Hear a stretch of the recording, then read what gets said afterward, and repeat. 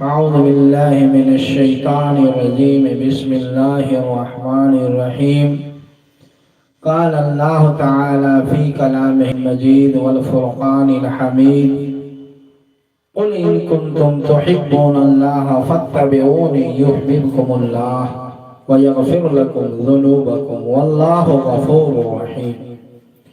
وقال النبي صلى الله عليه وسلم من أحب سنتي فقد أحبني ومن أحبني كان معي في الجنة. برادران اسلام و حاضرین مجلس اور میری ماں اور بہنیں اور عزیز بچوں، اس سے پہلے کہ میں تلاوت کیے ہوئے آیتوں کا ترجمہ اور حدیث نبوی کا ترجمہ اور تشریح کروں، ایک نعت شریف پیش کرنا چاہتا ہوں جسے آپ دھیان سے سنیں۔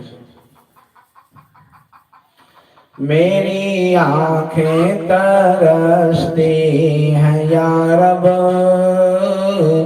مجھ کو باغ مدینہ دکھا دے۔ میری آنکھیں ترستی ہیں یا رب، مجھ کو باغ مدینہ دکھا دے۔ پیارے میں زندگی دینے والے، زندگی میں نبی سے ملا دے۔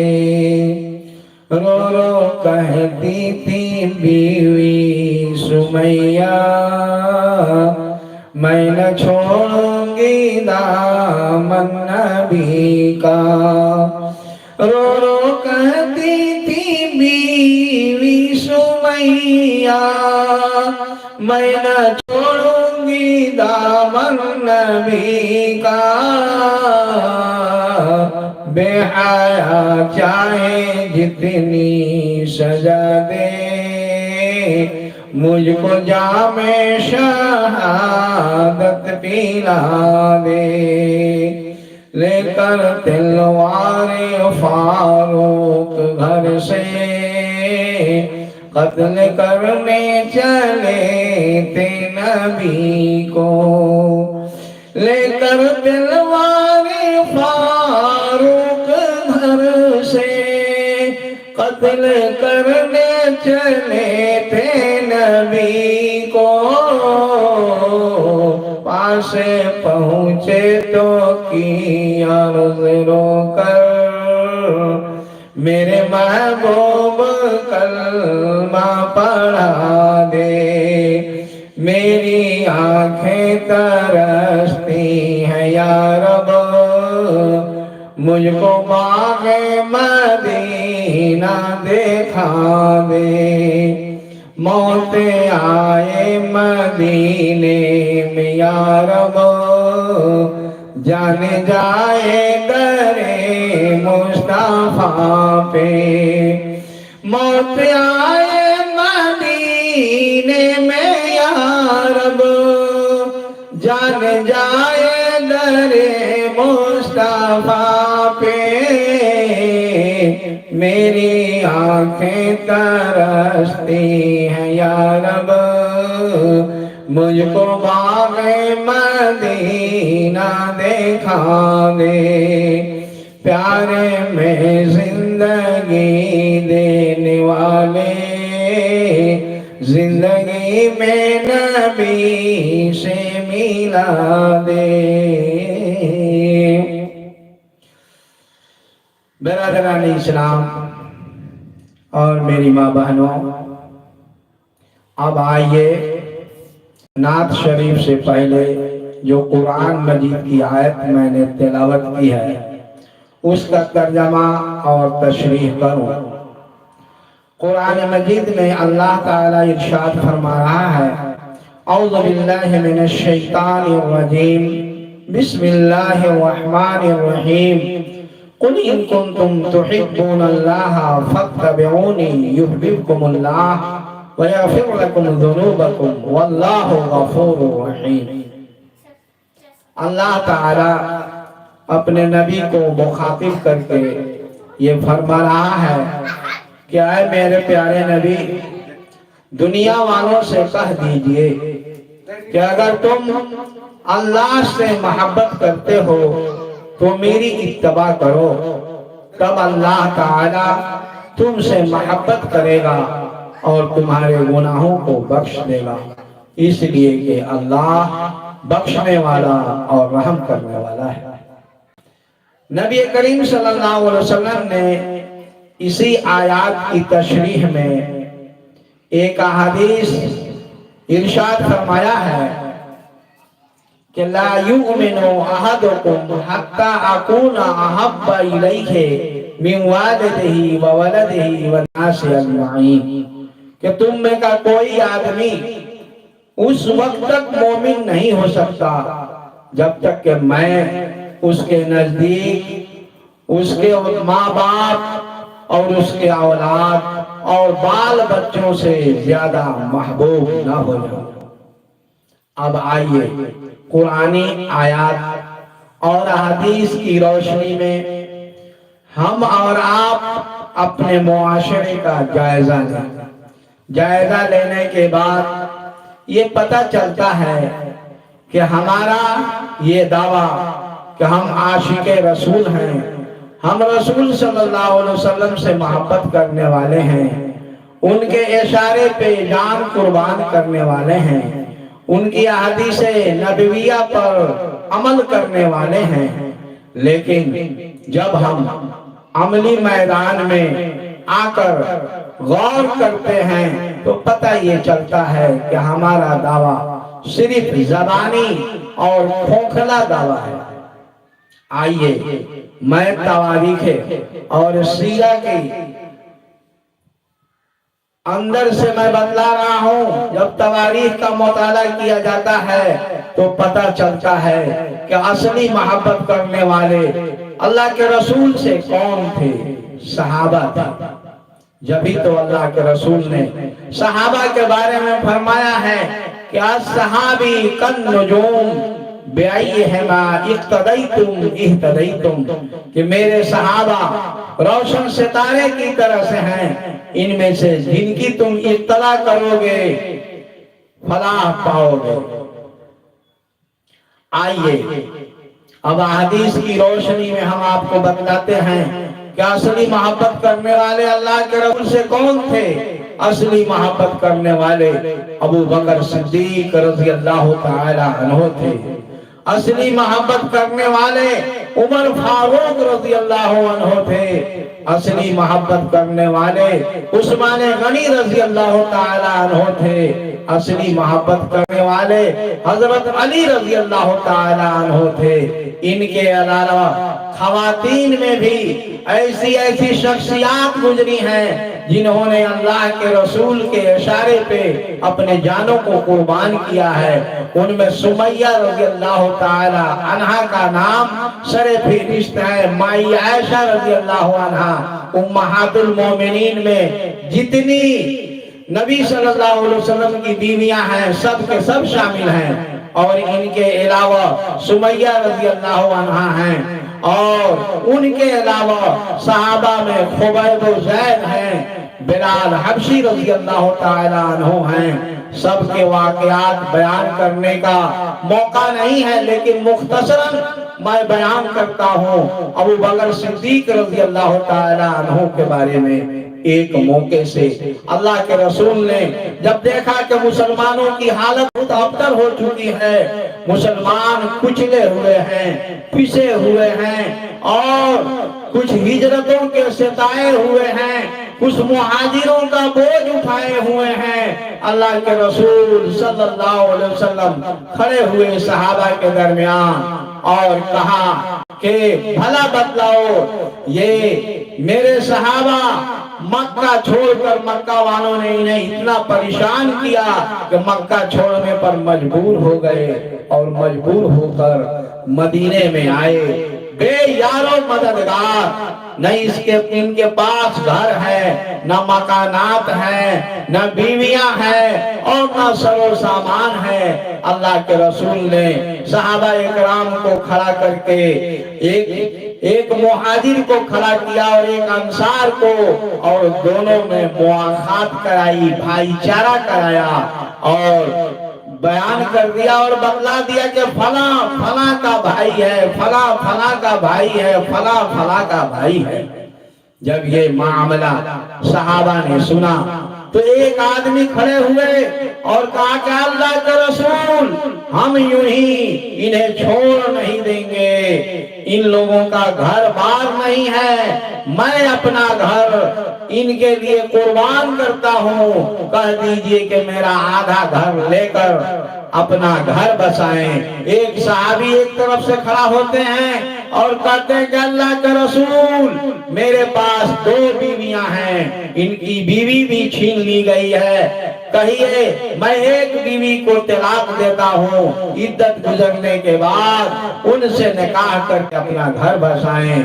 एक सहाबी खड़े होते हैं और कहते हैं कि अल्लाह के रसूल, मैं इनके लिए अपनी आधी दौलत कुर्बान करता हूँ, कह दीजिए कि लेके मेरी दौलत को तिजारत में लगाकर आगे का रास्ता सही करें, ठीक करें। जितना खोकर नहीं गए थे उतना पा लिया। इन्हीं में से एक सहाबी का नाम आता है खुबैब रज़ियल्लाहु ताला अन्हु। जब ये निकले मक्का से एक ऊंट लेकर निकले, आगे खुद सवार थे, पीछे बीवी सवार थी, गोद में बच्चा सवार था। जब घर वालों को पता लगा, दौड़े हुए आए और कहा कि कहाँ जा रहे हो? कहा कि मदीने वाले के पास। कहा कि ये बेटा हमारा है, इसे छोड़ कर जाओ। अगर मदीने वाले के पास जाना है तो या तो बेटा छोड़ दो, नहीं तो मदीने वाले को छोड़ दो। एक मर्तबा आसमान की तरफ निगाह उठाई और बदन में कपकपी तारी हुई और कहा कि एक बेटा क्या 100 बेटे मदीने वाले पे कुर्बान हो। बेटा छीन लिया गया। ससुराल वालों को पता चला, दौड़े हुए आए और कहा कि खुबैब कहाँ जा रहे हो? जवाब दिया मदीने वाले के पास। कहा कि ये बेटी हमारी है, इसे ले जा नहीं सकते, या तो मदीने वाले को छोड़ो नहीं तो अपनी बीवी को छोड़ो। एक मर्तबा सोचा और कहा कि ससुराल वालों ने बीवी को भी छीन लिया। बड़ा भाई दौड़ा हुआ आया और कहा कि ये ऊंट भी हमारा है, या तो तुम्हें मदीने वाले के पास जाना है तो पैदल जाओ, ऊंट लेकर मत जाओ। सोचा और कहा कि ऊंट भी ले जाओ। सब कुछ इनको छीन लिया गया, लेकिन पैदल चले, पैदल चलते चलते मदीना पहुंचे। अल्लाह के रसूल सल्लल्लाहु अलैहि वसल्लम ज़ोहर की नमाज से फारिग हुए थे। सलाम फेंकर मुक्तदियों के तरफ निगाह किया तो देखा सामने अब्दुल रहमान खड़ा है। पूछा अब्दुल रहमान कैसे आए हो? कहा कि अल्लाह के रसूल सब कुछ लुटा के आया हूँ, दीन बचा के आया हूँ। कहा कि सब कुछ लुटा के आए हो, दीन बचा के आए हो, तो कुछ भी नहीं लुटाया, अल्लाह की रज़ा पा के आए हो, मैं मदीने वाले की मोहब्बत लेके आए हो। जब सहाबा ने उनकी इस बेचैनी को सुना कि इन्हें इस तरह से परेशान करके पैदल इन्हें भेजा गया है, पैदल चलने पर मजबूर किया गया है, तो सहाबा खड़े हुए और आन के आन में जितना छोड़कर नहीं गए थे उतना उनके सामने जमा कर दिया। इसके बावजूद हम और आप होते तो मजे से बैठकर खाते, लेकिन उन्होंने कहा कि नहीं, मुझे बाजार का रास्ता बतला दो। साहबा ने बाजार का रास्ता बतलाया। धीरे धीरे वो बाजार में पहुंचे और अपनी तिजारत शुरू की और तिजारत करके कहां से कहां पहुंच गए। لیکن کسی پر تکیہ نہیں کیا۔ یہ تھے صحابہ اکرام جو نبی کے اشارے پہ جان کو قربان کرنے کے لیے تیار رہتے تھے۔ یہ تو بڑے بڑے لوگ تھے، صحابہ اکرام تھے جن کی نگاہوں نے اللہ کے رسول کا چہرہ دیکھا تھا، لیکن بچے بھی، چھوٹے چھوٹے بچے بھی ہمارے نبی سے بے حد محبت کرتے تھے۔ معاذ اور معاوض کا نام آتا ہے احادیث میں کہ یہ دونوں بچے چھوٹے چھوٹے تھے۔ ان لوگوں نے سنا تھا کہ ابو جہل ہمارے نبی کو گالیاں دیتا ہے۔ بچوں کی محبت دیکھیے، ایک جنگ میں ابو جہل صفے سیدھی کر رہا تھا۔ معاذ اور معاوض تقریباً 7 سال کے بچے تھے، 7 سال کے بچے تھے۔ ان کے بارے میں لکھا ہے احادیث میں کہ دونوں ایک دوسرے سے چھپ کر پوچھ رہے تھے کہ چچا جان بتلائیے ابو جہل کون ہے؟ بزرگ نے کہا کہ تجھے ابو جہل سے کیا واسطہ؟ کہا کہ ہم نے سنا ہے کہ اللہ کے رسول کو گالیاں دیتا ہے، یا تو ہم مر جائیں گے یا نہیں تو اس کو مار دیں گے۔ اتنے ہی میں ایک بچہ دوسرے طرف سے آتا ہے اور یہی سوال کرتا ہے کہ چچا جان بتلائیے ابو جہل کون ہے؟ انہوں نے کہا کہ تجھے ابو جہل سے کیا واسطہ؟ یہی بات دہرایا کہ ہم نے سنا ہے کہ ہمارے نبی کو گالیاں دیتا ہے، یا تو اسے ہم مار دیں گے نہیں تو خود شہید ہو جائیں گے۔ اتنے ہی میں ابو جہل صفے سیدھی کرتے ہوئے آگے بڑھا۔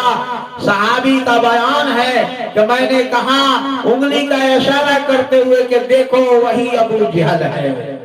اتنا کہنا تھا کہ دونوں بچے چیل کی طرح سے، جیسے چیل مرغی کے بچے پر جھپٹتی ہے ویسے ہی دونوں بچے جھپٹ گئے، اور دونوں نے، ایک نے اس کے گھوڑے کے پیر پر ماری تلوار اور ایک نے اس کے پیر پر ماری، اور دونوں نے مل کر اس کا صفایا کر دیا۔ آنے کے بعد ان لوگوں نے کہا کہ چچا جان ہم نے مارا ہے۔ ایک بچے نے کہا کہ چچا جان ہم نے مارا ہے۔ جب پوچھا انہوں نے کہ کیا تم لوگوں نے تلواروں کی دھاروں کو پوچھ لیا ہے؟ کہا کہ نہیں، دیکھا تو دونوں کے تلوار خون آلود تھے اور دونوں کے تلوار میں خون لگا ہوا تھا۔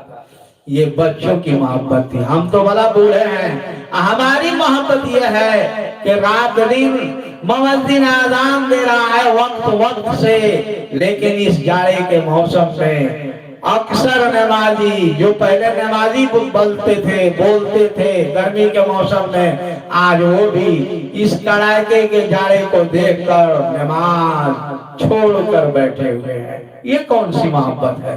محبت تو یہ ہے کہ جس سے محبت کریں اس کے اشارے پہ ہم جان قربان کر دیں، اور محبت اصلی محبت ہونی چاہیے، نقلی محبت نہیں۔ ہماری محبت نقلی محبت ہے، اصلی محبت نہیں ہے۔ لہذا ہم اپنے برادران اسلام سے یہ گزارش کریں گے کہ جب ہم مسلمان ہیں، مومن ہیں، تو مومن کی طرح سے رہیں، مسلمان کی طرح سے رہیں۔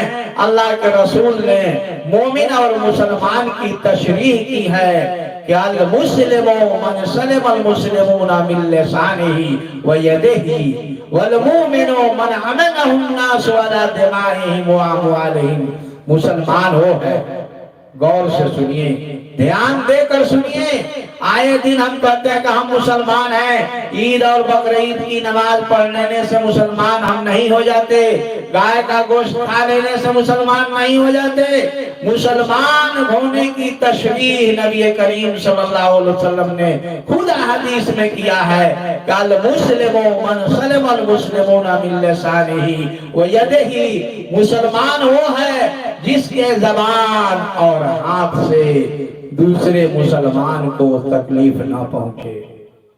इस हदीस को सामने रखकर जब हम अपने मुआशरे का मुताला करते हैं तो पता चलता है कि 1000 में कहीं 1-2 मुसलमान निकल जाएगा। नहीं तो अक्सर देखिए कम ताकतवर कमजोर पर जुल्म किए हुआ है, मुसलमान मुसलमान पर जुल्म कर रहा है, मुसलमान मुसलमान के खिलाफ झूठी गवाही दे रहा है और सच बात बोलने के लिए कोई तैयार नहीं है कि सच बात बोल देंगे तो हमारी दोस्ती खत्म हो जाएगी। नौजुबिल्लाह मिन ज़ालिक। आज चले जाइए कोर्ट कचहरी में तो 100% में हमारा ख्याल है कि 60-70% मुसलमानों का केस भरा हुआ है और झूठा केस, जबकि अल्लाह के रसूल ने फरमा दिया कल मुस्लिम मन सलमल मुस्लिमून मिन लिसानिही व यदिही, मुसलमान वो है कि जिसके जबान और हाथ से दूसरे मुसलमान महफूज रहें। किसी के जबान से तकलीफ पहुंच रही है मुसलमान भाइयों को, किसी के हाथ से कोई किसी कमजोर की जमीन को हड़प ले रहा है, कोई किसी को गाली गुफ्ता दे रहा है और जबान से शर्म जबानी करते हुए झूठी गवाही देते हुए हक को नाहक और नाहक को हक कर दे रहा है। आगे अल्लाह के रसूल ने इस हदीस की तशरीह की, वल मुमिनु मन अमनहु नास अला दिमाइहिम व अमवालिहिम, मोमिन वो है जिसके बारे में किसी को ये गुमान ना हो, ख्याल ना हो, कोई सोच ना सके कि वह उसके गायबाने में, अनजाने में या जानबूझकर माली या जानी नुकसान पहुंचा सकता है। बिल्कुल ख्याल रहो, वो मोमिन हुआ, मोमिन। और मुस्लिम की यही तशरीह है। आज जब हम इस कसौटी पर अपने आप को तौलते हैं तो पता चलता है कि ना हम मोमिन कहलाने के लायक हैं और ना मुस्लिम कहलाने के लायक हैं। और कहते हैं कि जन्नत जन्नत जन्नत, जन्नत इतनी सस्ती नहीं है, जन्नत बहुत मुश्किल है और बहुत मुशक्कत के बाद, बहुत तकलीफ उठाने के बाद जन्नत मिलेगी। जन्नत इतनी सस्ती नहीं, ये दुनिया इम्तिहान गाह है। अल्लाह ताला ने यहाँ हर इंसान को आखिरत की तैयारी के लिए भेजा है। दुनिया मज़रातुल आखिरा, अल्लाह के रसूल ने इरशाद फरमाया दुनिया आखिरत की खेती है, यहाँ जो हम बोएंगे आखिरत में काटेंगे। लिहाजा हमारे लिए जरूरी है कि हम नेकी बोए और नेकी काटे। यहाँ जो हम बोएंगे और ये जो मौसम चल रहा है जाड़े का, ये समझिए कि ये मौसम सालाना इम्तिहान वाला मौसम है। अगर हमने जाड़े को अल्लाह की इबादत और रियाजत में ठीक ठीक गुजार दिया तो समझिए कि हम कामयाब हैं, स्टूड नंबर अल्लाह ताला हमको अता फरमाएगा। और हम अगर शैतान के बहकावे में आ गए, रब की इबादत छोड़ दिए तो समझिए कि बिल्कुल हम फेल हो जाएंगे। और फेलों के लिए अल्लाह ताला ने जन्नत नहीं बनाया है, अच्छे नंबरात लाने वालों के लिए अल्लाह ने जन्नत संवारा है। बस आखिर में मैं अल्लाह रब्बुल इज्जत से दुआ करता हूँ कि जितनी बातें मैंने दीन की आज के इस जलसे में किया, अल्लाह सबसे पहले मुझको उस पर अमल करने की तौफीक दे। उसके बाद से हमारे भाई जो यहाँ मौजूद है, जो हमारी तकरीर सुन रहे हैं, उनको तौफीक दे। जो नहीं सुन रहे हैं अल्लाह उनको भी तौफीक दे कि वह उसके जमात और जमीयत में आकर अल्लाह की इबादत और रियाजत में अपने औकात को गंवाएं। अल्लाहुम्मा तक़ब्बल मिन्ना इन्नका अंतस समीउल अलीम व तुब अलैना इन्नका अंतत तव्वाबुर रहीम बिरहमतिका या अरहमर राहिमीन। अस्सलामु अलैकुम व रहमतुल्लाह। जज़ाकल्लाह। चढ़ान दल खराब हम राय लगे।